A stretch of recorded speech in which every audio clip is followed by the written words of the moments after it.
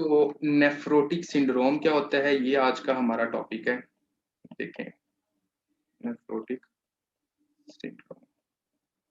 देखिए, एक बात आप बहुत अच्छे से जानते होंगे कि आपकी किडनी का काम होता है फिल्टर करने का, और फिल्टर करके उसके बाद जो बनता होता है वो क्या बनता है, आपका यूरिन बनता होता है। ठीक है, ये तो हर बंदा जानता है। जैसा कि फॉर एग्जांपल ये आप इस तरह समझें कि ये आपका ग्लोमेरुलस है, ये आपका एक तरह का ग्लोमेरुलस है। ठीक होगा, इस ग्लोमेरुलस की तरफ क्या होता है, एफरंट आर्टरियोल आती हैं, और इस एफरंट आर्टरियोल के अंदर क्या होता है, आपका ब्लड होता है। ठीक है, इस एफरंट आर्टियोल के अंदर आपका ब्लड होता है, और एफरंट आर्टियोल से जो ब्लड होता है वो यहाँ पर ग्लोमेरुलस के अंदर आता है, और इस ग्लोमेरुलस से फिर आपका ब्लड जो होता है वो फिल्टर होता है, और आपका ये वाली जगह पर आता है जिसको हम कहते होते हैं बोमेन स्पेस। ठीक है, बोमेन स्पेस से आपकी किडनी की ट्यूब्यूल्स के अंदर आता है, और उससे फिर बनता होता है आपका यूरिन। क्या बनता है, आपका यूरिन बनता है। एक बात को आप लोगों ने नॉर्मल देखना है कि नॉर्मल बंदे के यूरिन के अंदर कभी भी प्रोटीन और ब्लड के सेल्स नहीं होते। ये बात लिख लेनी है आपने कि जो नॉर्मल बनता है उसके यूरिन के अंदर ना ही प्रोटीन मिलती है हमें, ना ही हमें रेड ब्लड सेल्स मिलते हैं। ठीक है, फॉर एग्जांपल आप एक नॉर्मल पर्सन हो, आप जब अपने टेस्ट के लिए जाते हो, यूरिन का सैंपल देते हो, तो वहां पर यूरिन की जब आप रिपोर्ट्स देखोगे तो वहां पर प्रोटीन का लेवल लिखा होता है, वहां पर आरबीसी का लेवल लिखा होता है। तो वो मोस्टली जो नॉर्मल बंदा होता है वहां पर वो होता है कि नॉट डिटेक्टेड। ठीक है, कि वहां पर प्रोटीन्स और आपकी आरबीसी हमें फाउंड नहीं हुए, और ये नॉर्मल चीज है। अगर फॉर एग्जांपल जस्ट आप लोगों ने इमेजिन करना है, क्योंकि ये किडनी का काम होता है फिल्टर करने का। क्या काम होता है आपका, फिल्टर करने का। अब देखें, किसी भी प्रॉब्लम की वजह से, वो हम प्रॉब्लम्स आगे थोड़ी देर में डिस्कस करेंगे, किसी भी प्रॉब्लम्स की वजह से जो आपकी ये फिल्ट्रेशन वाला जो सीन होता है, जिसको हम कहते हैं फिल्टर करने वाली चीज, अगर ये जो फिल्टर वाला जो हिसाब होता है अगर ये खराब हो जाए, समझ आ रही है, और नॉर्मल इसका प्रोसाइज क्या, नॉर्मल काम ये क्या करता था कि आपकी प्रोटीन्स और आपके रेड ब्लड सेल्स को ये गुजरने नहीं देता था। लेकिन जब ये आपका बैरियर जो खराब हो जाए, या फिर आपका जो फिल्ट्रेशन वाला हिसाब खराब हो जाए, वहां पर पोर्स ज्यादा बन जाएं, ठीक है, तो फिर उससे प्रोटीन्स और आपके रेड ब्लड सेल्स होते हैं वो भी गुजरना शुरू हो जाते हैं। ठीक है, क्या होते हैं, आपके प्रोटीन्स भी गुजरते हैं और आपके रेड ब्लड सेल्स भी गुजरना शुरू हो जाते हैं। जब आपके प्रोटीन्स गुजरेंगे तो उस कंडीशन को हम कहते हैं प्रोटीन यूरिया, और जब आपके रेड ब्लड सेल्स आपके यूरिन में आते हैं उस कंडीशन को हम कहते होते हैं हीमाचूरिया। जैसा कि फॉर एग्जांपल हर बंदे ने एक कंडीशन देखी होगी कि चाय के लिए हम जो पोनी वगैरह इस्तेमाल करते हैं उसके छोटे छोटे पोर्स होते हैं। उसका काम क्या होता है कि पत्ती को क्या करना, ऊपर रख देना, और चाय को फिल्टर करके क्या करना, मतलब कि एक तरह का, मतलब चाय को सेपरेट कर देना। ठीक है, अब आप जस्ट इमेजिन करें कि अगर फॉर एग्जांपल वो एक तरह की जो चाय पोनी वाली जो हिसाब होता है, अगर वहां पर कोई ना किसी तरह वो पोर्स जो थे वो डैमेज हो जाएं, तो क्या जो पत्ती उसकी फिल्टर कर रही थी वो पत्ती उधर ही रहेगी, या पत्ती भी चाय के अंदर आ जाएगी? थोड़ा सा सोचें और बताएं मुझे। पत्ती भी क्या करेगी, वो भी चाय के अंदर आना शुरू हो जाएगी। ठीक है, तो हमारा जो किडनी का जो काम होता है वो भी सेम टू सेम इसी तरह होता है कि फॉर एग्जाम्पल ये फिल्ट्रेशन का काम करते हैं। ठीक है, जब ये फिल्ट्रेशन के अंदर कुछ ना कुछ पंगा बन जाता है, कुछ ना कुछ इश्यू बन जाता है, वो इश्यू हम थोड़ी देर में डिस्कस करने वाले हैं। तो उस वक्त क्या होता है कि आपकी वो जो आपके रेड ब्लड सेल्स जो प्रोटीन जो नॉर्मल नहीं गुजरने चाहिए थी, जैसे कि वो चाय के अंदर पत्ती नहीं आनी चाहिए थी, ऐसे का भी वो पत्ती चाय के अंदर आना शुरू हो जाती है। तो इसी तरह क्या होता है, किडनी के अंदर जब इश्यू बनता है तो आपके यूरिन के अंदर आपके रेड ब्लड सेल्स और आपकी प्रोटीन आना शुरू हो जाती हैं। तो जब आपकी प्रोटीन आएंगी उस कंडीशन को हम कहते हैं प्रोटीन यूरिया, और जब आपके रेड ब्लड सेल्स आएंगे उसको हम कहते होते हैं आपका हीमाचूरिया। ठीक है, और ये एबनॉर्मल केसेस में होता है, नॉर्मल केसेस में इस तरह नहीं होता। ठीक है, तो यहाँ तक किसी बच्चे का कोई क्वेश्चन है तो वो बंदा पूछ सकता है कि हाँ जी जनाब, नॉर्मल फंक्शन क्या होता है, प्रोटीन्स आती हैं कि नहीं आती है, ये यहाँ तक कोई बात। जैसा कि आज का जो हमारा टॉपिक है वो है नेफ्रोटिक सिंड्रोम। तो नेफ्रोटिक सिंड्रोम के अंदर हम मेनली देखते होते हैं कि आपकी जो प्रोटीन्स होती हैं वो यूरिन के अंदर आती हैं। मतलब कि नॉर्मल बंदे के अंदर तकरीबन एक दिन के अंदर अगर 3.5 ग्राम पर डे से ज्यादा प्रोटीन उसके यूरिन में आ रही है ना, अगर 3.5 ग्राम पर डे से उसके यूरिन में ज्यादा प्रोटीन आ रही है, तो उस कंडीशन में हम उसको कहते होते हैं कि ये बंदा जो है वो नेफ्रोटिक सिंड्रोम का है। कितनी, 3.5 ग्राम पर डे के अंदर। ठीक है, एक दिन के अंदर अगर उसके यूरिन में 3.5 ग्राम से ज्यादा प्रोटीन आ रही होंगी तो हम उसको कहेंगे कि ये किसका पेशेंट है, आपका नेफ्रोटिक सिंड्रोम का पेशेंट है। अब एक बात आप लोगों ने गौर करनी है, एक क्वेश्चन बहुत ज्यादा मेन इंपॉर्टेंट आता होता है कि सबसे पहले जो प्रोटीन यूरिन के अंदर आती है वो कौन सी आती है। तो आप लोगों ने आंसर देना है कि जो सबसे पहले आपकी प्रोटीन जो होती है जो यूरिन के अंदर आती है उसका नाम होता है अल्ब्यूमिन। क्या आता है आपका, अल्ब्यूमिन होता है। क्यों? क्योंकि अल्ब्यूमिन होती है बिल्कुल छोटे साइज की, ठीक है। तो अगर फॉर एग्जांपल आपसे पूछा जाता है कि हाँ जी जनाब जो सबसे ज्यादा यूरिन के अंदर प्रोटीन आती है वो कौन सी होती है, तो आपने क्या कहना है, एक तरह की आपकी अल्ब्यूमिन होती है। अब मेरी बात को थोड़ा सा गौर कीजिएगा, शाबाश।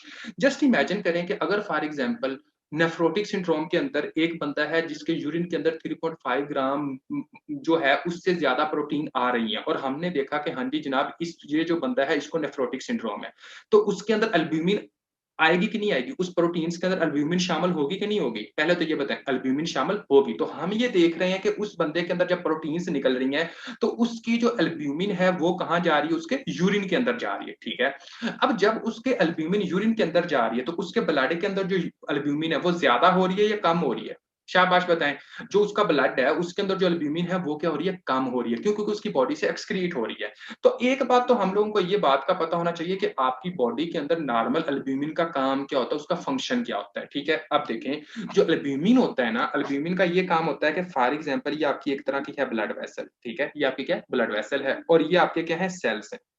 ये आपके क्या एक तरह के हैं, सेल्स है, ठीक है। आपका क्योंकि ये सेल्स को क्या करना चाहिए, एक तरह की खुराक मिलनी चाहिए। तो जो ब्लड जो होता है वो एक तरह का इधर जाता है, क्या जाता है आपका, इधर जाता है, ठीक है। और जब जैसे ये ब्लड जाएगा तो फ्लूइड जा रहा है एक तरह का, ठीक है। अब यहाँ पर फ्लूइड जो होता है वो इकट्ठा हो जाता है, क्या होता है, यहाँ पर फ्लूइड आपका इकट्ठा हो जाता है। अब इस फ्लूइड को आपका एक फोर्स होती है जो कि जनाब इधर से पीछे आपकी ब्लड वेसल के अंदर डाल रही होती है, और उस फोर्स का नाम होता है ओनकोटिक फोर्स। क्या नाम होता है उसका, ओनकोटिक फोर्स। और वो ओनकोटिक फोर्स जो होती है उसके लिए जरूरी होता है एल्ब्यूमिन का होना। अगर तो एल्ब्यूमिन होगी तो इसके अंदर जो फ्लूइड यहाँ पर आपकी इंटरस्टिशियल स्पेस के अंदर जो फ्लूइड है इधर के, यानी कि ब्लड वेसल के दरमियान में जो फ्लूइड है वो इधर से जनाब आपकी ब्लड वेसल के अंदर जाएगा। अब मेरी बात को थोड़ा सा गौर करना है, नेफ्रोटिक सिंड्रोम के अंदर क्या होता है कि आपकी एक तरह की एल्ब्यूमिन प्रोटीन नहीं होती, कम हो जाती है। तो जब आपकी एल्ब्यूमिन प्रोटीन ही कम हो गई है तो मुझे ये बताएं कि वो फोर्स जो कि फ्लूइड को आपकी इंटरस्टिशियल स्पेस से इधर से जनाब आपकी ब्लड वेसल के अंदर डाल रही थी, क्या वो फ्लूइड को दोबारा डालेगी, बताएं जल्दी करें। क्या वो फ्लूइड को दोबारा आपके ब्लड के अंदर डालेगी, नहीं डालेगी। जब उसने ब्लड के अंदर फ्लूइड को डाला ही नहीं तो इसके नतीजे में क्या हुआ, तो इसके नतीजे में ये हुआ कि वो जो फ्लूइड था वो आपकी इंटरस्टिशियल स्पेस के अंदर यहाँ पर इकट्ठा होना शुरू हो गया। जब यहाँ पर इकट्ठा हो गया तो इसने कर दी एक तरह की स्वेलिंग, और इस कंडीशन को हम कहते होते हैं एडीमा, ठीक है। यहाँ पर एक क्वेश्चन पूछा जाता है कि नेफ्रोटिक सिंड्रोम जो होता है उसमें कौन सा एडीमा होता है, पिटिंग एडीमा होता है या नॉन पिटिंग एडीमा होता है। पिटिंग एडीमा का मतलब ये होता है कि फॉर एग्जांपल जस्ट इमेजिन करें कि ऐसे जो बंदे जो होते हैं ना जिनको नेफ्रोटिक सिंड्रोम होता है, जब वो सुबह सुबह उठते हैं ना बेचारे, तो उनकी जो आंखों के नीचे वाला जो हिस्सा जो होता है ना वो स्वेल होती है, आंखें सूजी हुई होती हैं, ठीक है। और उसके बाद जब दूसरा जब जैसे ही वो दिन गुजरता है तो वो उसकी आंखें ठीक होना शुरू हो जाती हैं इस तरह। या फिर क्या होता है कि उनका जो एंकल्स होते हैं वहां पर स्वेलिंग होती है, क्या होती है, वहां पर स्वेलिंग होती है। और वो जैसे ही फॉर एग्जांपल ये फिंगर है ना, फिंगर की टिप से जैसे इस तरह दबाएंगे ना तो वो जनाब अंदर की तरफ लुअर जाएगा, क्या जाएगा, अंदर की तरफ वो स्किन जाना शुरू हो जाएगी। जब आपकी स्किन अंदर की तरफ जाए तो इसको कहते होते हैं पिटिंग एडीमा। क्या कहते होते हैं आपका, पिटिंग एडीमा। और पिटिंग एडीमा क्यों होता है, जब आपकी बॉडी में प्रोटीन्स का लेवल कम होता है, सिंपल सी बात है। और एक होता है एडीमा जिसको हम कहते होते हैं non pitting edema. Non pitting edema ये होता है कि बंदा देखता है कि यार इस बंदे के अंदर स्वेलिंग है, ठीक है, और बंदा उसको दबाता है फिंगर के साथ, लेकिन जब उसका दबाता है तो उसके नतीजे में बंदा जो है वो एक तरह का प्रेशर के साथ वो नीचे की तरफ स्किन नहीं जाती। जब नीचे की तरफ स्किन नहीं जाती तो इस कंडीशन को हम कहते हैं नॉन पीटिंग एडीमा। उसके मुख्तलिफ कॉजेज हो सकते हैं, उसका कैंसर कॉज हो सकता है, उसके लिम्फेटिक ऑब्स्ट्रक्शन कॉज हो सकती है, उसमें हाइड्रोस्टैटिक प्रेशर का बहुत ज्यादा हो जाता है, लेकिन वो और चीजें उसकी तरफ इंशाल्लाह हम डिटेल में बाद में जाएंगे। तो देखें आपने अभी तक क्या देखा, मैंने कहा कि नेफ्रोटिक सिंड्रोम वो कंडीशन होती है जब आपके यूरिन के अंदर तकरीबन 3.5 ग्राम पर डे से क्या हो रही है, ज्यादा प्रोटीन आ रही हो। तो जब आपके बॉडी के अंदर यूरिन के अंदर प्रोटीन आ रही है तो इसका मतलब यह है कि आपकी बॉडी के अंदर प्रोटीन कम हो रही है। और सबसे पहली जो प्रोटीन आती है वो कौन सी होती है, आपकी अल्ब्यूमिन होती है। तो जब अल्ब्यूमिन आपके यूरिन के अंदर आई तो अल्ब्यूमिन जो होती है वो क्या होती है, आपकी बॉडी के अंदर कम होगी। जब अल्ब्यूमिन आपकी बॉडी के अंदर कम होगी तो जो अल्ब्यूमिन का काम था वो भी कम हो गया। तो अल्ब्यूमिन का काम क्या था, अल्ब्यूमिन का काम ये था कि वो जनाब आपके इंटरस्टिशियल स्पेस से फ्लूइड को आपके ब्लड के अंदर लेकर आती थी, ठीक है। अब देखें, जब आपकी एल्ब्यूमिन ही कम होगी तो इंटरस्टिशियल स्पेस से आपका जो फ्लूइड होगा वो प्लाज्मा के अंदर कम आएगा, वो नहीं आएगा। जब आपके इंटरस्टिशियल स्पेस से प्लाज्मा के अंदर फ्लूइड नहीं आएगा तो इसके नतीजे में आपकी इंटरस्टिशियल स्पेस के अंदर स्वेलिंग हो जाएगी। जब आपकी इंटरस्टिशियल स्पेस के अंदर स्वेलिंग हो जाएगी तो इसको हम कहते होते हैं जनाब आपका एडीमा। तो ये कौन सा एडीमा होता है आपका? Non pitting edema, sorry pitting edema, not a non pitting, pitting edema ये हो जाता है। ठीक है। अब देखें, एक बात तो आपने ये कर दी, ठीक है। दूसरी बात को आप लोगों ने गौर करना है कि फॉर एग्जांपल आपका कुछ प्रोटीन्स होती हैं, उन प्रोटीन्स को कहते होते हैं गामा ग्लोबुलिन प्रोटीन्स। क्या कहते होते हैं आपका? क्योंकि गामा ग्लोबुलिन्स जो होती हैं वो भी आपकी प्रोटीन्स हैं। तो जब आपकी एल्ब्यूमिन जाती है, साथ ही आपकी प्रोटीन्स गामा ग्लोबुलिन भी जाती है, और गामा ग्लोबुलिन जो होती है वो भी आपके यूरिन के अंदर चलेगी। अब एक बात को आप लोगों ने गौर करना है कि ये जो गामा ग्लोबुलिन प्रोटीन्स होती हैं ये आपकी एज अ इम्यूनिटी के तौर पर काम कर रही होती हैं। ये कैसे काम करती है? आपकी इम्यूनिटी के तौर पर काम करती है। जस्ट इमेजिन करें, फॉर एग्जाम्पल एक बंदा है जिसके बॉडी के अंदर गामा ग्लोबुलिन की डेफिशिएंसी हो जाएगी। जब उस बॉडी के अंदर गामा ग्लोबुलिन की डेफिशिएंसी हो जाएगी तो क्या आप उस बंदे की इम्यूनिटी उतनी स्ट्रांग होगी? नहीं होगी। जब उसकी इम्यूनिटी उतनी स्ट्रांग नहीं होगी तो इन्फेक्शन जो रेट होगा वो ज्यादा से ज्यादा होगा। तो सिंपल सी बात, पहली आपने क्या बात करनी है? पहली आपने ये कहना है कि पीटिंग एडीमा होता है। दूसरी आपने जो बात करनी है, आपने कहना है कि हाँ जी जनाब इसमें इन्फेक्शन जो होती है वो ज्यादा से ज्यादा होती है। दो बातें होगी।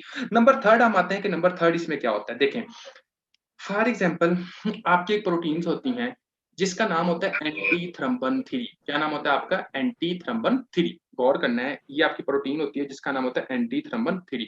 एंटी थ्रम्बन 3 का काम क्या होता है? एंटी थ्रम्बन 3 का काम ये होता है कि ये थ्रम्बस को बनने नहीं देती। ये थ्रम्बस को बनने नहीं देती।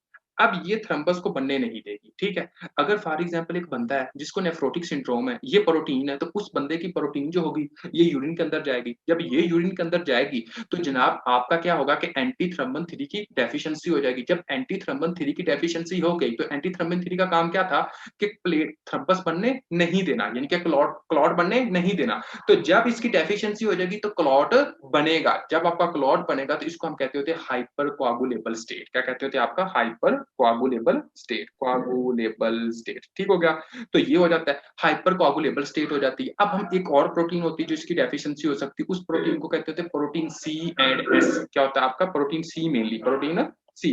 ये प्रोटीन सी क्या होती है? प्रोटीन सी का भी ये काम होता है कि ये भी जनाब एक तरह की आपकी बॉडी के अंदर किसी भी तरह का प्लेटलेट्स बनने नहीं देती, कोआगुलेशन होने नहीं देती, खून को जुड़ने नहीं देती। समझ आ रही है? ये क्या करती होती है? खून को जुड़ने नहीं देती, एक तरह का क्लॉट बनाने नहीं देती। लेकिन जब प्रोटीन सी की डेफिशिएंसी हो जाएगी, क्योंकि ये यूरिन के अंदर जा रही है, बॉडी के अंदर कम रह गई है, तो फिर भी आपका क्या होगा? एक तरह का खून ज्यादा से ज्यादा क्या होगा? जमेगा, क्लॉटिंग ज्यादा से ज्यादा होगी, थ्रम्बस ज्यादा से ज्यादा बनेगा। तो ये भी क्या करेगा? एक तरह का थ्रम्बस फॉर्मेशन करेगा। क्यों? क्योंकि एंटी थ्रम्बन 3 और प्रोटीन सी ये दोनों काम क्या करते थे नॉर्मल बॉडी के अंदर? ये दोनों नॉर्मल बॉडी के अंदर ये काम करते थे कि ये एक तरह का प्लेटलेट्स बनने नहीं देते थे, ये क्लॉट बनने नहीं देते थे। लेकिन ये दोनों अब आपके यूरिन में जा रहे हैं। जब दोनों आपके यूरिन में जा रहे हैं तो अब आपका प्लेटलेट्स तो बनेगा। क्यों? क्योंकि ये दोनों बनने नहीं देते थे। जब ये चीजें ही नहीं है तो अब तो बनेगा। तो इसको हम कहते होते हैं आपका हाइपर कोआगुलेबल स्टेट। अब एक आपकी और कंडीशन होती है जो हम इसमें देखते होते हैं, वो कौन सी कंडीशन होती है? वो ये होती है कि इसके अंदर आपका लिपिड्स का लेवल ज्यादा हो जाता है, कोलेस्ट्रॉल का लेवल ज्यादा हो जाता है। कैसे? देखें, मेरी बात को गौर करना है। नेफ्रोटिक सिंड्रोम के अंदर क्या हुआ था कि आपकी बॉडी के अंदर यूरिन बहुत ज्यादा जा रहा है। जब आपकी बॉडी के अंदर यूरिन बहुत ज्यादा जा रहा होता है तो इसके नतीजे में आपका जो लीवर होता है वो जनाब आपका एक तरह का लिपिड्स की प्रोडक्शन को ज्यादा करना शुरू कर देता है। आपका जो लीवर होता है वो क्या काम करता है? लिपिड्स की प्रोडक्शन को ज्यादा करना शुरू कर देता है। जब आपका लीवर आपके लिपिड्स की प्रोडक्शन को ज्यादा करना शुरू कर देता है तो आपके लीवर से ज्यादा लिपिड्स पैदा होता है, आपके लीवर से ज्यादा कोलेस्ट्रॉल पैदा होता है, और इस कंडीशन को हम कहते होते हैं और हाइपर कोलेस्ट्रोलीमिया। क्या कहते होते हैं आपका? हाइपर लिपिडीमिया और हाइपर कोलेस्ट्रोलीमिया। तो ये था नेफ्रोटिक सिंड्रोम। मेरी बात को थोड़ा सा गौर करना है। फॉर एग्जांपल अगर आपके पास एक पेशेंट आता है, आपके पास एक पेशेंट आया, आपने देखा कि यार उस बंदे की बॉडी में ना एक तरह की स्वेलिंग सी हुई पड़ी, उसको एडिमा सा है, बॉडी उसकी स्वेल हुई पड़ी है, ठीक है। आपने देखा कि यार ये काम है, आपने उसको कहना है कि एक तरह का जब सारा कुछ करके आप उसका यूरिन एनालिसिस करते हो, जब आप उसका यूरिन एनालिसिस करते हो तो उसकी यूरिन के अंदर तकरीबन जो है वो तकरीबन 3.5 ग्राम पर डे से ज्यादा यूरिन आ रही है। आपने नोट किया कि यार उस बंदे का जो यूरिन है उसके अंदर तो 3.5 ग्राम से ज्यादा यूरिन आ रही है। जब आपने देखा कि उससे ज्यादा यूरिन आ रही है तो आपने दो तीन चीजें देखनी है। कौन सी? सबसे पहले आपने कहना है कि प्रोटीन आपकी बॉडी से एक्सक्रीट हो रही है। कौन आपकी प्रोटीन एक्सक्रीट हो रही है? एल्ब्यूमिन। कौन सी एल्ब्यूमिन का काम क्या होता है? एल्ब्यूमिन का काम ये होता है कि आपका इंटरस्टिशियल स्पेस से फ्लूइड को आपके ब्लड के अंदर डालना, और उसको हम कहते होते हैं ओनकोटिक फोर्स, ये पैदा करती है। एल्ब्यूमिन ही नहीं है, तो आपके इंटरस्टिशियल स्पेस से फ्लूइड जो होगा वो आपके प्लाज्मा के अंदर नहीं जाएगा। जब वो गया ही नहीं, तो उसके नतीजे में क्या होगा कि आपका एक तरह का मतलब कि वहाँ पर स्वेलिंग हो जाएगी, बंदे की जो होगी वो सोज़श होना शुरू हो जाएगी, और सोज़श मोस्टली कब होती है? जब जैसे बंदा उठता है तो उसकी आँखों के नीचे यहाँ पर स्वेलिंग होती है, और उसके एंकल जो होते हैं वो स्वेल होते हैं। लेकिन और जैसे उठता है और हमारे पास पेशेंट आता है, तो उसके साथ हम ऐसे यहाँ पर आँख के ऊपर थोड़ा-सा दबाएँ, तो हमारा जो फिंगर होगी वो अंदर की तरफ धंसेगी। उसको हम कहते होते हैं जनाब आपका एक तरह का पिटिंग एडीमा है। नंबर 1, नंबर 2 आपने देखना है कि देखें उस बंदे को किसी न किसी तरह की इन्फेक्शन रेट जो होगा वो ज़्यादा से ज़्यादा हो जाएगा। क्यों इन्फेक्शन ज़्यादा हो जाएगी? क्योंकि गामा ग्लोबुलिन जो होती है वो जनाब आपकी एक तरह की कहाँ जाती है, वो ज़्यादा से ज़्यादा आपकी जाएगी यूरिन के अंदर। तो गामा का काम, ग्लोबुलिन का काम क्या होता है? गामा ग्लोबुलिन का काम ये होता है कि इन्फेक्शन को रोकना, ये हमारी इम्यूनिटी के तौर पर काम करती है। अब गामा ग्लोबुलिन ही नहीं है तो इन्फेक्शन ज़्यादा से ज़्यादा होगी। नंबर 2, नंबर 3 की तरफ हम आते हैं। नंबर 3 क्या होता है? नंबर 3 की तरफ हम जब हमने आना है, तो इसके अंदर जो प्रोटीन्स जो आपकी यूरिन के अंदर जाती है, वो प्रोटीन सी होती है, आपकी एक तरह की जो प्रोटीन्स होती हैं, उनमें आ जाता है जनाब आपका एंटीथ्रम्बन 3 होता है। एंटीथ्रम्बन 3 और प्रोटीन सी, इन दोनों का काम क्या होता है कि एक तरह का प्लेटलेट्स बनने नहीं देना, ठीक है? ये एंटीकोआगुलेंट के तौर पर काम करती है। ये कहती है कि मैंने ब्लड वेसल्स के अंदर खून का लोथड़ा नहीं बनने देना, ईज़ी वर्डिंग में, ठीक है? और जब ये एक तरह की आपकी यूरिन के अंदर जाएगी, तो क्या बनेगा? आपकी ब्लड वेसल्स क्या होगी, वो वहाँ पर एक तरह का कोआगुलेशन होगी, वहाँ पर क्या होगा प्लेटलेट्स बनेगा, वहाँ पर एक तरह का लोथड़ा बाँध जाएगा खून का, ठीक हो गया? अब हम आगे आते हैं। इसके बाद जो आपकी जो प्रोटीन्स जो लूज़ होती हैं, उसमें प्रोटीन्स का लेवल कम हो जाता है। आपका जो लीवर होता है, वो कहता है कि मैं कंपनसेट तौर पर एपोलिपोप्रोटीन ज़्यादा पैदा करता हूँ, मतलब कि वो कोलेस्टेरोल हो गया, लिपिड्स हो गया, वो ज़्यादा से ज़्यादा पैदा करना शुरू कर देता है। जब ये ज़्यादा पैदा करता है, तो इसके नतीजे में आपकी बॉडी के अंदर हाइपरलिपिडीमिया और कोलेस्टेरोलीमिया हो जाता है, ठीक है? तो ये चीज़ें हम इसके अंदर देखते हो, इस सारे के सारे को क्या कहते हैं? आपका नेफ्रोटिक सिंड्रोम कहते हैं। जब भी आपने नेफ्रोटिक सिंड्रोम को देखना है, सिर्फ़ और सिर्फ़ यूरिन के अंदर प्रोटीन के बुनियाद पर। अगर कोई क्वेश्चन जिसके अंदर सिर्फ़ और सिर्फ़ ये पूछा रहा है, एग्ज़ामिनर ये पूछ रहा है कि एक बंदा है उसके जनाब प्रोटीन्स जो है वो यूरिन के अंदर आ रही हैं, और आरबीसी की बात ना की जाए, आपने आँखें बंद करके जो आंसर लगाना है वो नेफ्रोटिक सिंड्रोम लगाना है, ठीक है? क्वेश्चन इस तरह मोस्टली पूछा जाता है कि हाँ जी जनाब, एक पेशेंट है, वो आपके पास आता है, प्रेज़ेंट करता है, उसको जनाब पेरीऑर्बिटल एडीमा है, स्वेलिंग है, और उसके बाद जनाब आप ये कह सकते हो, वो कह सकता है कि उसको साँस लेने में प्रॉब्लम है, डिस्निया हो रहा है, और इसके साथ वो कह सकता है कि हाँ जी जनाब मतलब कि जब यूरिन एनालिसिस किया जाता है तो उसके अंदर यूरिन जो है वो प्रोटीन्स आ रही हैं, तो आपने क्या कहना है कि हाँ जी जनाब, इसको क्या है, वो आपका एक तरह का नेफ्रोटिक सिंड्रोम है, ठीक है? तो नेफ्रोटिक सिंड्रोम के अंदर किसी तरह का कोई भी क्वेश्चन किसी का वो पूछ सकता है। आगे हम इसकी टाइप्स डिस्कस करेंगे कि इसके अंदर कौन-कौन सी टाइप्स होती हैं, ठीक है? एनीवन, कोई ऐसा बचा जिसका इसके अंदर कोई क्वेश्चन हो? शाबाश।